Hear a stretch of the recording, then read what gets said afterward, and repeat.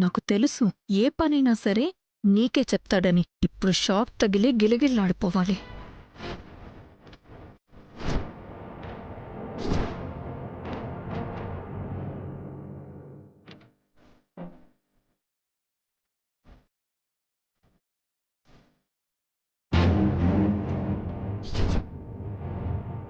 ఏయ్ ఆగవే.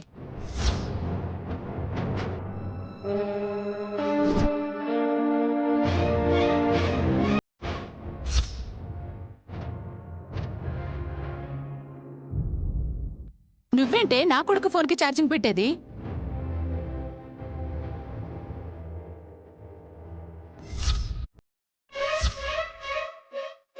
నా ఇంటి పనులు నా కొడుకు పనులు చేయటానికి నా కాళ్ళుంది.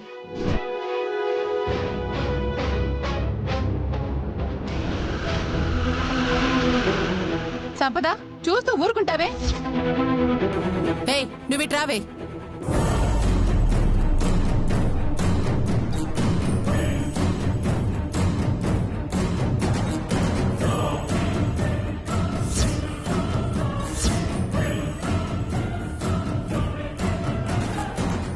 ఫోన్ ఇటివ్వు.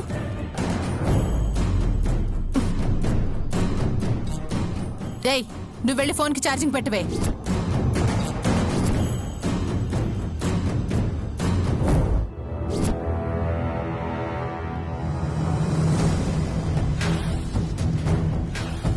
పో. గండం గాడి తప్పడం అంటే ఇదేనేమో. చూస్తావేంటి? తీసుకో. ఛార్జింగే కదత్తయ్య, పెట్టనివ్వండి. ఈ రోజు ఛార్జింగే కదా అని వదిలేస్తే అలా అలా తను దగ్గరవుతుంది. నువ్వు మళ్ళీ కోర్టుకు పోతావు. నా కొడుకు బాధపడాలి. అవసరమా మాకు?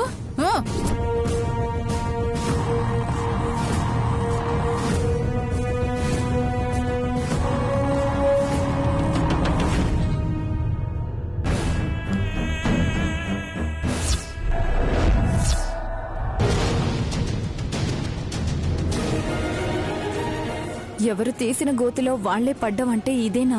సంపద కళ్యాణి బాధ చూడాలనుకుంటే ఆ బాధ నీకు తప్పేలా లేదుగా.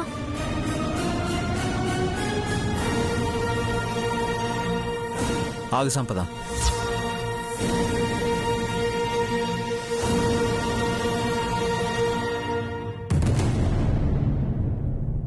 అమ్మా, ప్రతిదానికి నువ్వు కళ్యాణిని అవమానించడం ఏం బాలేదమ్మా. తన్ని నా భార్యగా నువ్వు ఒప్పుకోకపోయినా తను నా మరదలు.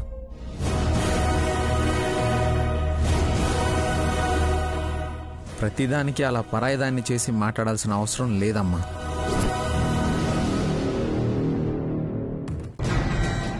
అలా చెప్పు శౌర్య. అలాగైనా మీ అమ్మకు బుద్ధి వస్తుందేమో.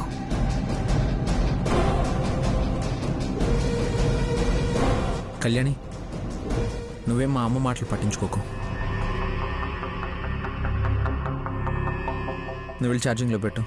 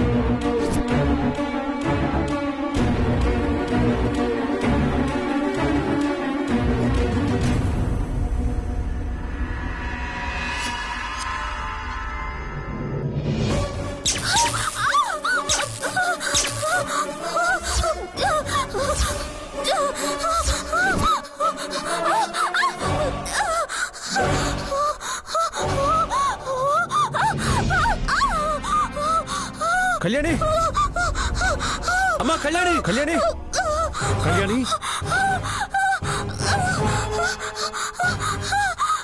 కళ్యాణి కళ్యాణి కళ్యాణి కళ్యాణి తాతయ్య, అట్ట అవ్వదు.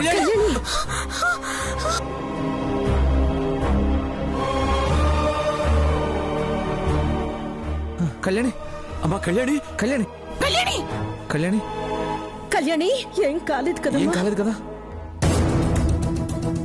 అమ్మా? కళ్యాణి అమ్మా, కళ్యాణి కళ్యాణి కళ్యాణి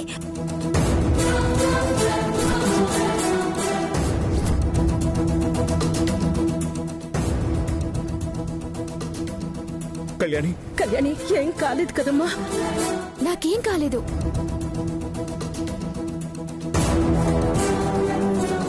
ఏం కాలేదులేమ్మా, మీరెవరూ భయపడకండి.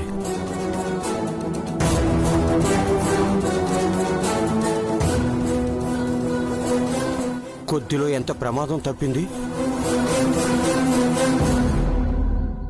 ఆమె చెప్పింది నిజం.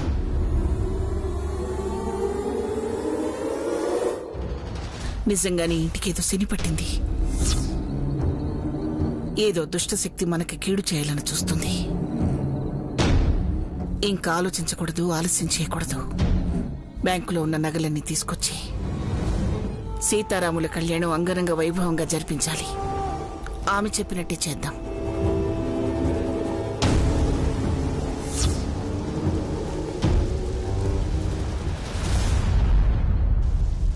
అవునమ్మా, ముందు లాకర్లోంచి నగలు తీసుకొచ్చేద్దాం. నా నగలు కూడా లాకర్లోనే ఉన్నాయి కదా, వెళ్ళి అందరి నగలు ఈ రోజే తీసుకొద్దాం.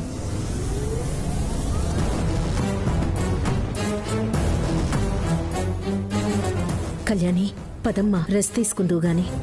పద. పదమ్మా.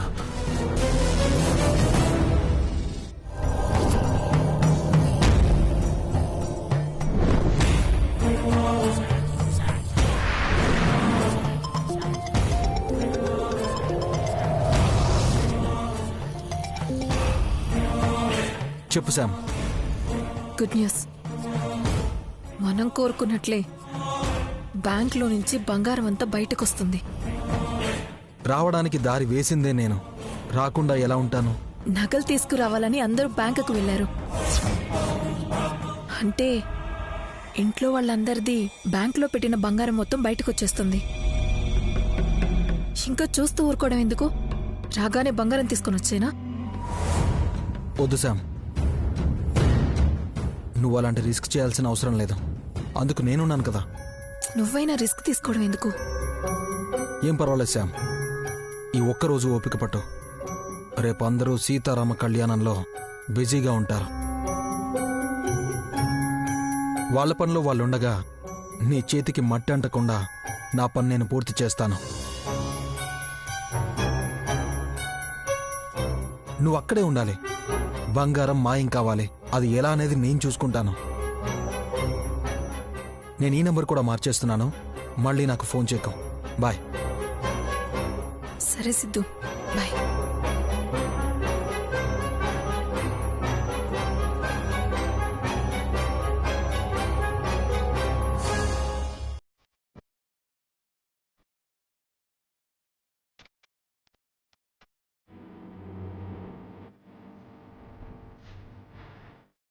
శౌర్య, నువ్వేంటి వంటగదిలో?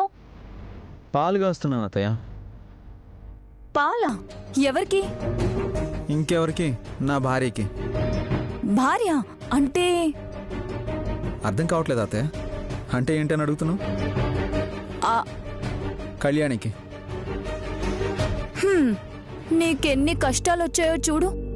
కళ్యాణి వల్లే కదా ఒక రకంగా ఉద్యోగం పోగొట్టుకున్నావు. ఇప్పుడు సంపద వచ్చింది.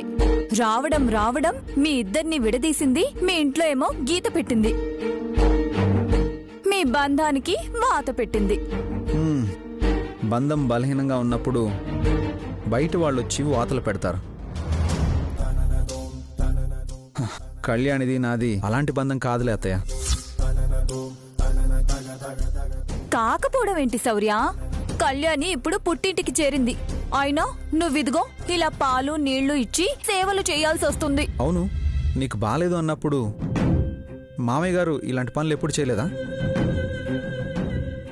చూడత్తయ్య, ఇన్ని రోజులుగా దగ్గరగా ఉండి చూస్తున్నా కళ్యాణి మీద నాకు ఎంత ప్రేమ ఉందనేది నీకు అర్థం కాలేదా? కళ్యాణి నాకు ప్రాణం. కళ్యాణి కోసం నేను ఏమైనా చేస్తాను, ఎంత దూరమైనా వెళ్తాను. మొదట్లో నాకు ఈ ప్రేమ విలువ అంతగా తెలీదు. అందుకే తన్ని అపార్థం చేసుకుని బాధ పెట్టాను కూడా. కానీ కళ్యాణితో ప్రయాణం మొదలుపెట్టి తనతో మాట కలిశాక, మా మనసులు కలిశాక అప్పుడు తెలిసింది నిజమైన ప్రేమ ఎలా ఉంటుందో. అది అవతల వాళ్ళ కోసం ఆనందంగా ప్రాణం కూడా ఇమ్మంటుంది. ఆ ప్రేమ నీకు అర్థం కాదులే అత్తయ్య.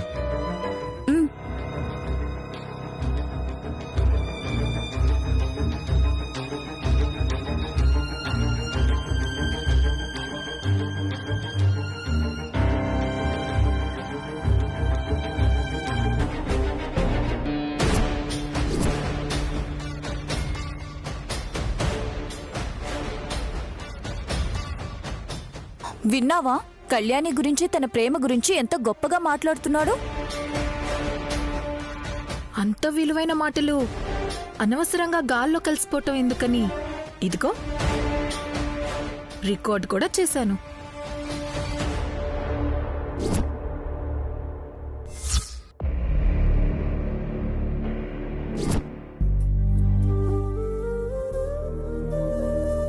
కళ్యాణి, కళ్యాణి, పాలు తాగు, తాగు.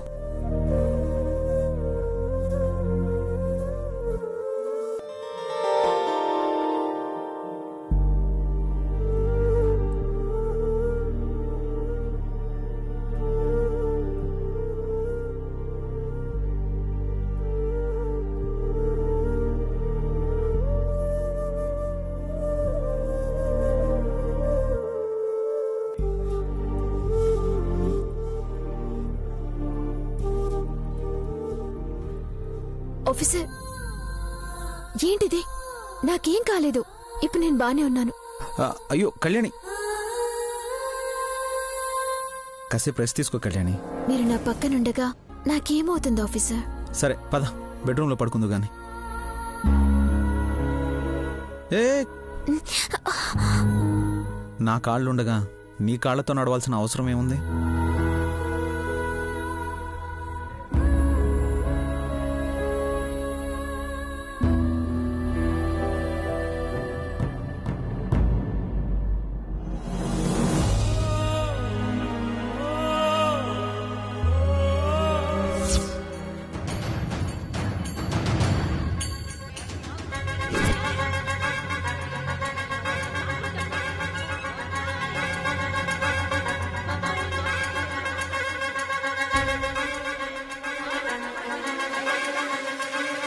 అమ్మో అమ్మో అమ్మో, మా ఆయన కూడా నన్ను ఇలా ఎప్పుడూ ఎత్తుకొని వెళ్ళలేదు. అసలు ఈ సంపద ఎక్కడుంది? హే సంపద, ఇక్కడున్నావా? అక్కడ ఘోరాలు జరిగిపోతున్నాయి. ఏమైంది? ఏమైందని అలా నింపాదిగా అడుగుతావే? అక్కడ మీ ఆయన ఆ కళ్యాణిని అరచేతుల్లో ఎత్తుకొని అలా బెడ్రూమ్ లోకి తీసుకెళ్తున్నాడు. ఏంటి, ఇద్దరు కలిసి ఇంతకు తెగించారా? అడ్డుపడ్డానికి ఇంట్లో మీ అత్త కూడా లేదు. ముందసలు ఏం చేస్తున్నారో చూద్దాం పద. నడు.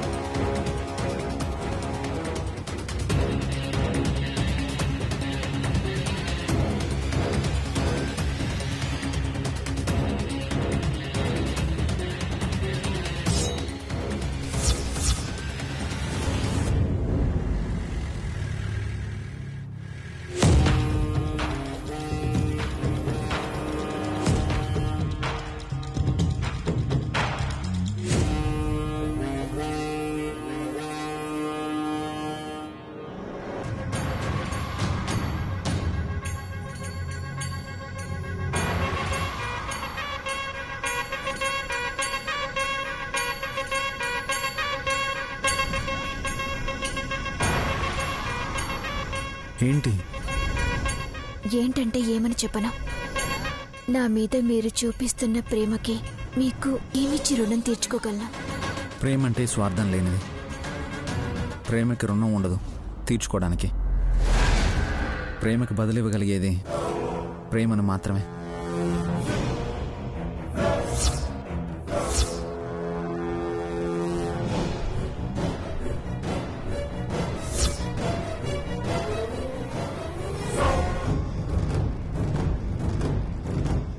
అయ్యో, ముద్దు పెట్టేస్తున్నాడుగా. చూస్తున్నా, జాగ్రత్తగా వీడియో తీస్తున్నా. ఏం చూస్తున్నావో ఏం తీస్తున్నావో? వాళ్ళిద్దరినీ అలా చూస్తుంటే వాళ్ళ ప్రేమకి కరిగిపోయి నేనెక్కడ మంచిగా మారిపోతానో అని అనుమానం వస్తుంది. అప్పుడు నువ్వు మాకు శత్రు అవుతావు. నేనేమవుతానన్నది తర్వాత. వాళ్ళనలా చూస్తుంటే నీకేమనిపించడం లేదా? అనిపిస్తే ఆ శౌర్యతో కలిసి ఆ హగ్గుల్లో ముద్దుల్లో ఇరుక్కుపోయి ఇక్కడి నుంచి వెళ్ళిపోకుండా సెటిల్ అయిపోతానా ఏంటి? రేపు కళ్యాణానికి తెచ్చిన నగలతో సిద్ధు జంపిపోతాడు. 2 రోజుల తర్వాత కోర్టులో అటెండ్ అయ్యి ముసలి కన్నీళ్లు కార్చి వీళ్ళ రొమాంటిక్ వీడియోలు జడ్జి గారికి చూపించి ఇలాంటి వాడితో నన్నెలా కాపురం చేయమంటారు అని అందరి ముందు ఆ ఇద్దరి పరువు తీసి అఫీషియల్ గా విడిపోయి నా సిద్ధుతో ఏ సింగపూర్లోనో మలేషియాలోనో సెటిల్ అవుతాను. మీరెలా సెటిల్ అవుతారనే దాని గురించి చెప్తున్నావు కానీ నా షేర్ గురించి మాత్రం మాట్లాడడం లేదు. నువ్వు చేసిన సాయం మీ తమ్ముడు మర్చిపోతాడా? నీకు ఇవ్వాల్సింది సిద్ధు ఇస్తాడులే, పద.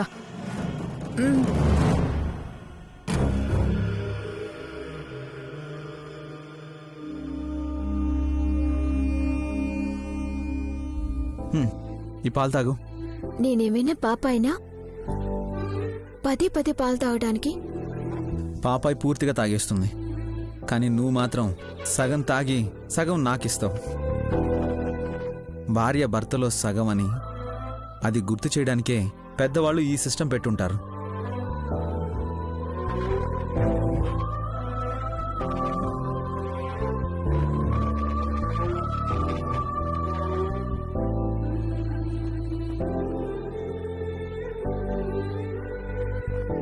తాగండి. నాకొద్దు. వద్దు. తాగండి. అయ్యయ్యో, శౌర్య ఏంటిది? ఈరోజు మీ శోభనం అనుకుంటున్నారా? పట్ట పగలు మిట్ట మధ్యాహ్నం అసలేంటిదంతా? ఇది మీ అమ్మగాని చూస్తే ఇంకేమైనా ఉందా? ఒక పక్క సంపద కూడా చూసి బాధపడుతుంది. చూసినా ఏం చేస్తుందిలే అన్న ధైర్యం పిన్ని. అన్నిటికీ కలిపి ఒకేసారి రిటర్న్ గిఫ్ట్ ఇచ్చే టైం వస్తుందిలే, అప్పుడు చెప్తాను వీళ్ళ సంగతి. శౌర్యబాబు, అమ్మగారు వాళ్ళు వచ్చారు.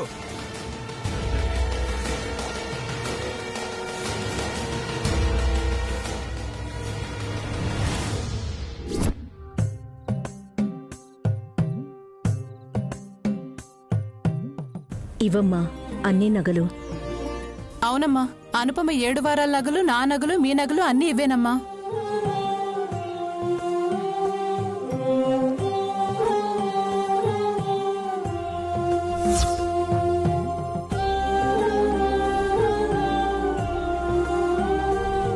అసలే రోజులు బాగాలేవు, చుట్టూ ఉన్న మనుషులు బాగాలేరు.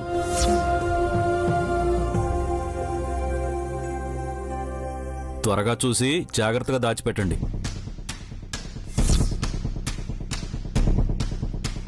నా నగలు చూడండి ఇప్పటికీ ఎలా మెరిసిపోతున్నాయో. అవి నీ ఒంటి మీద కన్నా లాకర్లో ఉండేదే ఎక్కువ కదా. అదే నువ్వు వేసుకునుంటే నీ ఒంటి రంగు తగిలి కాస్త రంగు మారేవి.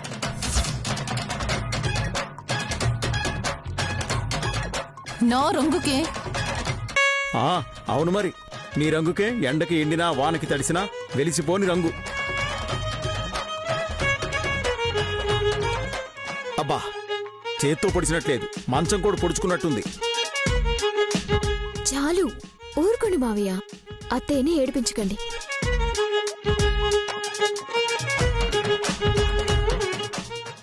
చూడవే, నిన్నంటుంటే కళ్యాణికి బాధగా ఉంది. అదే నిజమైన ప్రేమంటే.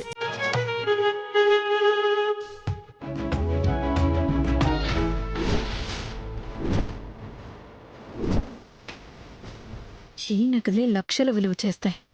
మొత్తానికి బంగారం ఇంటికి చేరింది. ఇక మా దగ్గరికి చేరటమే ఆలస్యం. నగలు కొట్టేస్తే అందులో నా వాటా నాకొస్తుంది.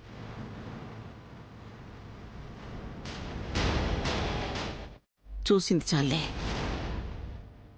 అనుపమా, ఈ నగలన్నీ నీ గదిలో జాగ్రత్త చెయ్యి. ఎందుకమ్మా, అన్నీ మీ దగ్గరే ఉంచుతాను. నా నగలు కూడా మీ దగ్గరే దాచండమ్మా. అసలే మా ఇంట్లో దొంగ కోడలుంది.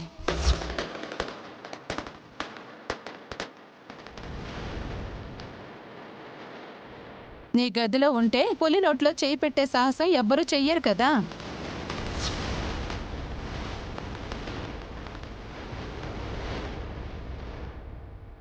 సరే, నాన్నమ్మ గదిలోనే అన్ని నగలు భద్రంగా పెట్టామా.